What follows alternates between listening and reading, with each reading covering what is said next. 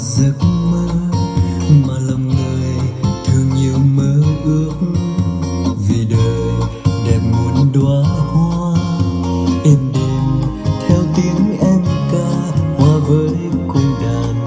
Dù màu phai dù trắng tan, tôi vẫn yêu thương suốt đời.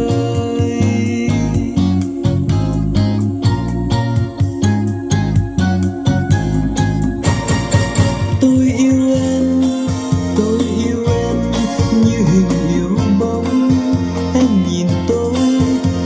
nhìn tôi đắm đuối say mê. Tôi yêu